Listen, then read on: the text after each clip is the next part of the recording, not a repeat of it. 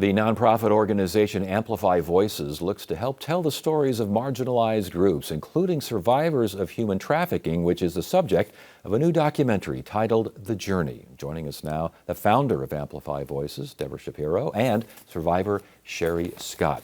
Deborah, Sherry, good to have you here. Deborah, we'll start with you. Amplify Voices, give me a better definition here.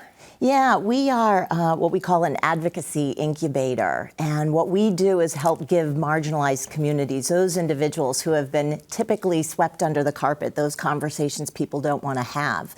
And we give them a voice so that they are able to speak about what they want to speak on to make a difference for their communities and their causes around the world. What got you started in this?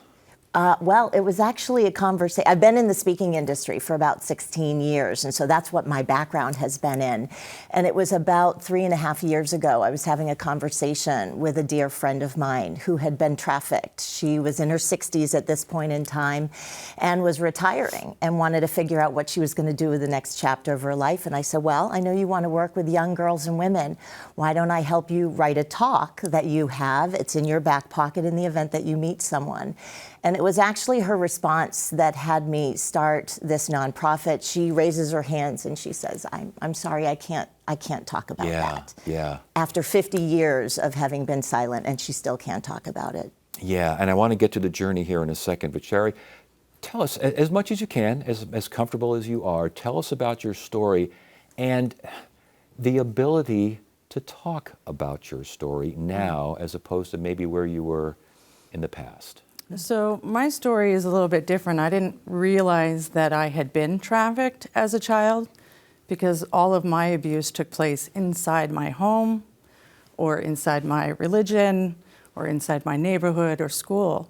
So it never occurred to me to use those words. I would have used I was molested or sexually assaulted or something like that. But it wasn't until someone who was working in that industry for the anti-sex trafficking, when I shared my story with her, she said, Sherry, you were trafficked. And I was like, no way, how could that possibly be? But by the very definition, I was trafficked as a child because my parents shared. Was it difficult at first, just in general, to talk about this to anyone? Absolutely. I kept it secret. And in fact, I didn't have any memories for many, many years. It wasn't until I had my first child that I realized that something was seriously wrong. Wow. When I didn't have the emotion that I wanted to have and expected to have. Yeah. So. Wow, and that's a whole different thing, a whole different conversation to have. The Journey, this new documentary, we hear stories like this and that? Yeah, The Journey actually chronicles the first set of women who share their voices with Amplify Voices at the Scottsdale Center for the Performing Arts. So they came out, it was women impacted by sex trafficking and sexual assault, and we had 7 women from around the country come together to be able to share their stories in front of hundreds of watchers, both live and live streaming. And so, what do you hear from them before and after they make their presentations, if you will?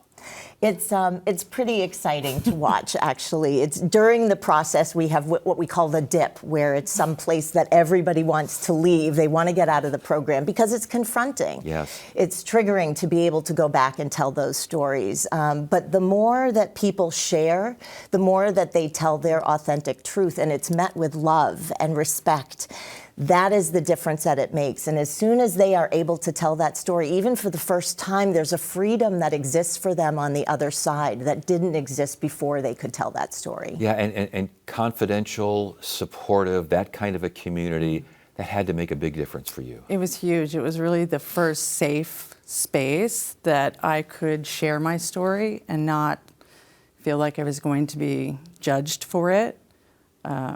And I wasn't. There was so much love and support provided during that it changed a lot of things for me afterwards. Empowering, I would imagine? Absolutely empowering, yeah.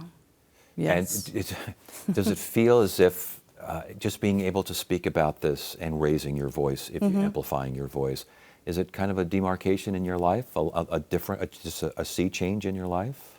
It was definitely a turning point. Yeah.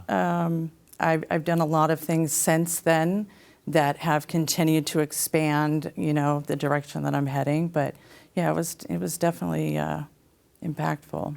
And as far as the journey is concerned, Deborah, is it shown anywhere? Where do you see? Where do you get a chance to see it? We actually just had a showing last week. We do them as they're curated because we want to be able to have conversations with individuals, not just put it out there.